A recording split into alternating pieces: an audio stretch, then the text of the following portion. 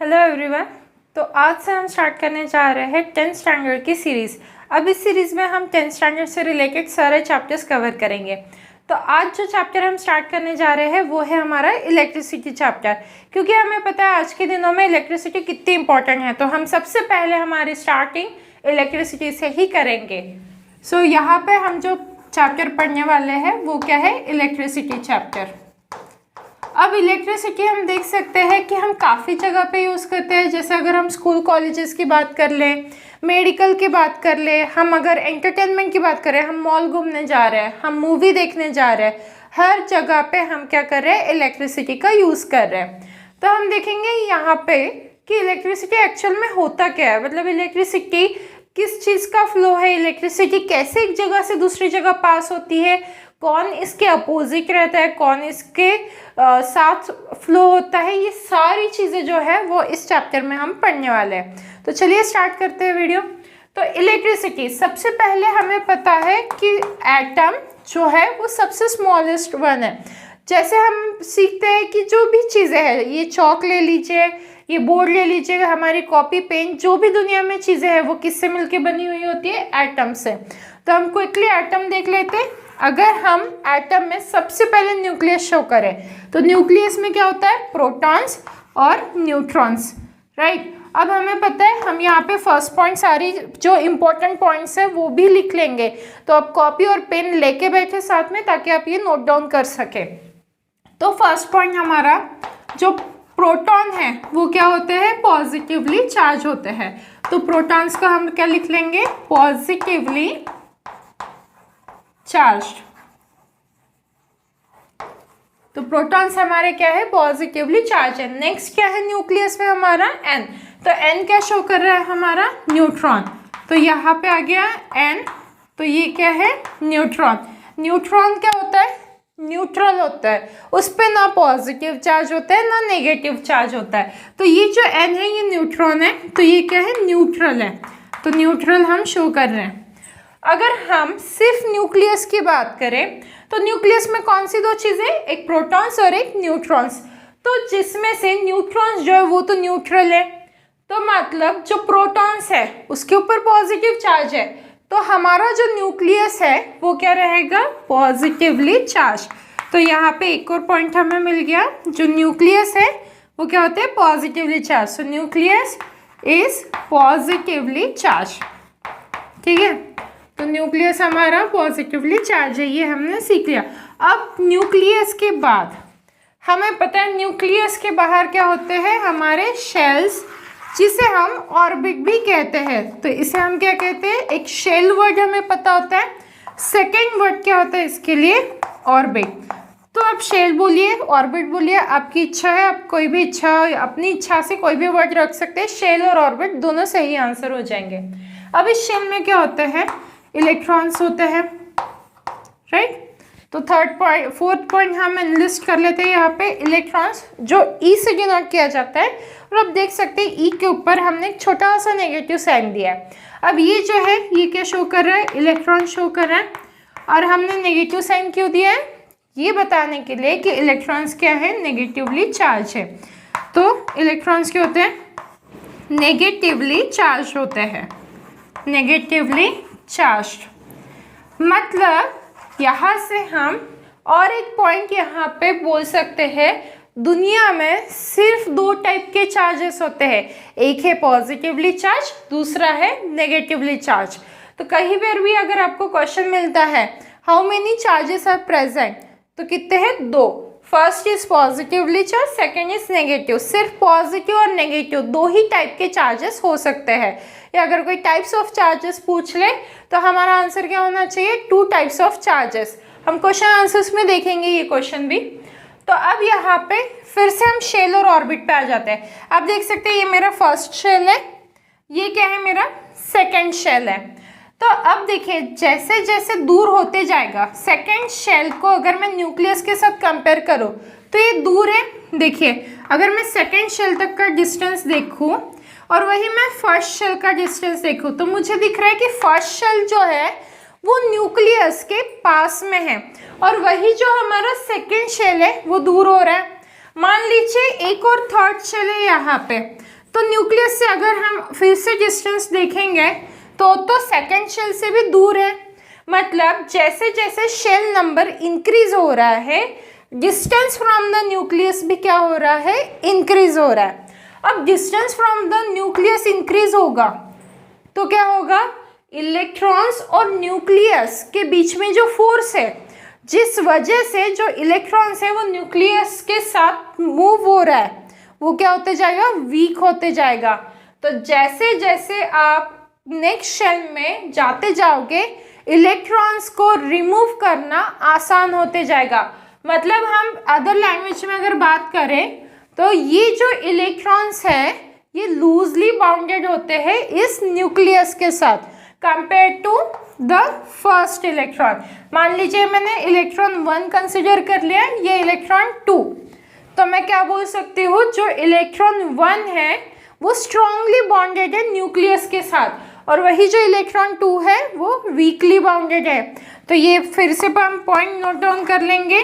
Let's suppose E1, सो हम यहाँ पे क्या लिख सकते हैं, closely bounded with the nucleus. So यहाँ पे हम लिख लेंगे क्लोजली बाउंडेड विथ न्यूक्लियस। और वही जो हमारा सेकेंड इलेक्ट्रॉन हमने शो किया है वो हम क्या लिख सकते हैं, weekly bounded with nucleus, weekly bounded with nucleus. अब हमने ये सब क्यों पढ़ा, इसका इलेक्ट्रिसिटी से क्या कनेक्शन है, तो आप देख सकते हो कि अगर ये काफ़ी क्लोज है तो इसे ब्रेक करना हमारे लिए मुश्किल होगा कंपेयर टू ये, क्योंकि ये तो वीकली बाउंडेड है ना हमारे पास, ये वीकली बाउंडेड, ये पॉइंट काफ़ी इंपॉर्टेंट हो जाता है। अगर ये वीकली बाउंडेड हैं तो क्या होगा, इसका न्यूक्लियस के साथ कनेक्शन वीक है, और अगर ये वीक कनेक्शन है, अगर ये वीक कनेक्शन है दोनों के बीच में, तो क्या होगा, ये जो इलेक्ट्रॉन है ये आसानी से फ्री हो जाएगा इस न्यूक्लियस के साथ। अगर ये आसानी से न्यूक्लियस के साथ फ्री हो गया तो हम इसे क्या कहेंगे, फ्री इलेक्ट्रॉन्स। फ्री इलेक्ट्रॉन्स मतलब उनका अपने पेरेंट्स न्यूक्लियस के साथ अब कनेक्शन नहीं रहा है। तो सबसे पहले ये सारे पॉइंट्स नोट डाउन कर लीजिए, फिर हम आगे बढ़ते हैं। आई होप आपने ये सारे पॉइंट नोट डाउन कर लिए। चलिए अब आगे बढ़ते हैं।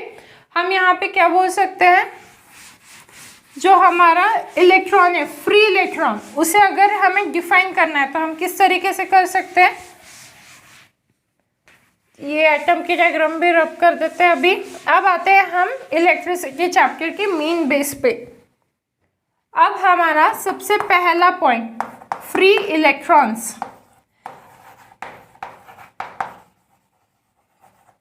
फ्री इलेक्ट्रॉन्स हम किसे कह सकते हैं, फ्री इलेक्ट्रॉन्स मतलब जो अपने पेरेंट न्यूक्लियर के साथ फ्री हो गया, उनके बीच में कोई कनेक्शन नहीं है। तो हम यहाँ पे क्या लिखेंगे, इलेक्ट्रॉन्स, या फिर हम स्टार्ट कर सकते हैं those electrons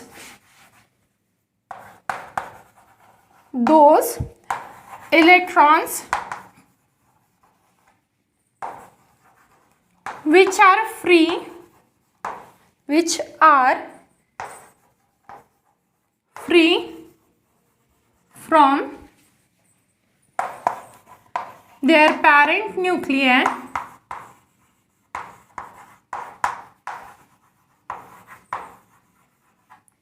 are known as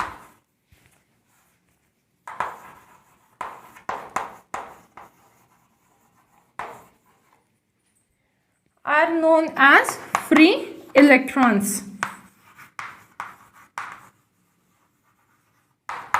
तो हमने फ्री इलेक्ट्रॉन्स की डेफिनेशन क्या देखी है यहाँ पे, ऐसे इलेक्ट्रॉन्स जो अपने पेरेंट न्यूक्लियस के साथ फ्री हो चुके हैं, अब उनका और पेरेंट न्यूक्लियस का कोई भी कनेक्शन नहीं है, ऐसे इलेक्ट्रॉन्स को हम क्या कहेंगे, फ्री इलेक्ट्रॉन्स।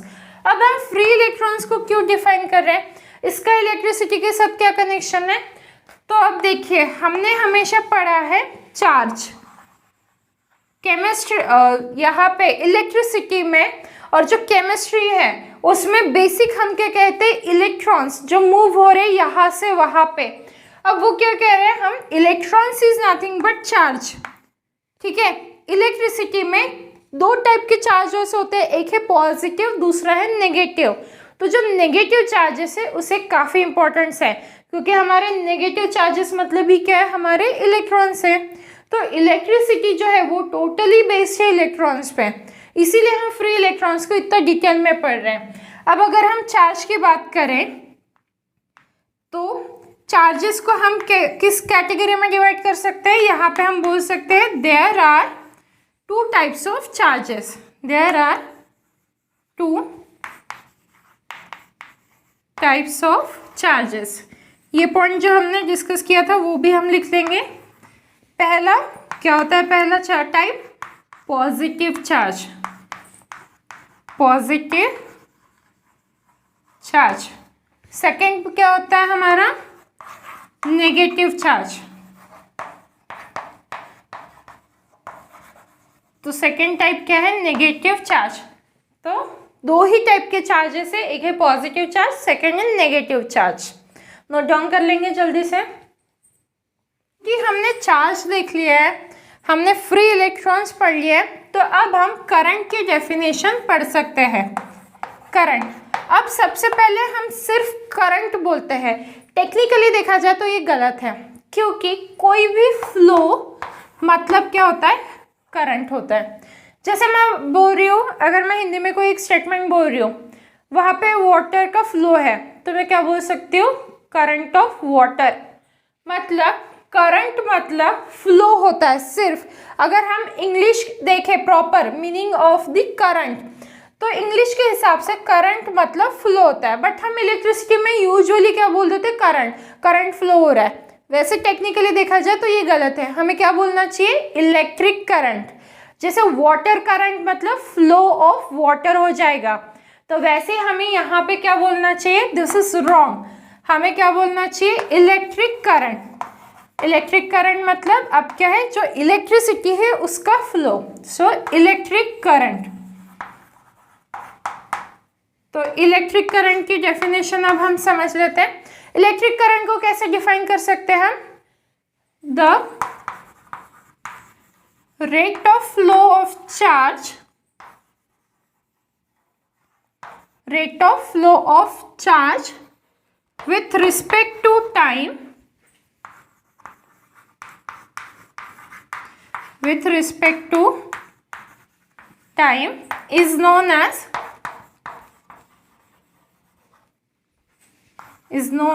electric current। क्या डेफिनेशन लिखी है हमने, the rate of flow of charge with respect to time is known as electric current. अब हमने यहाँ पे डेफिनेशन जो है वो चार्ज के वर्ड में लिखी है, पर एक्चुअल में तो हमने अभी जस्ट पढ़ा दो टाइप ऑफ चार्जेस होते हैं, एक पॉजिटिव एक नेगेटिव। तो ये जो इलेक्ट्रिक करंट है ये कौन से टाइप के चार्जेस की वजह से है, तो यहाँ पे एक और डेफिनेशन हम लिख सकते हैं, the flow of free electrons.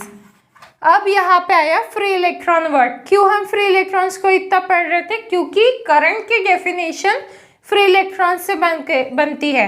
तो यहाँ पे the flow of free electrons with respect to time, with respect to time is known as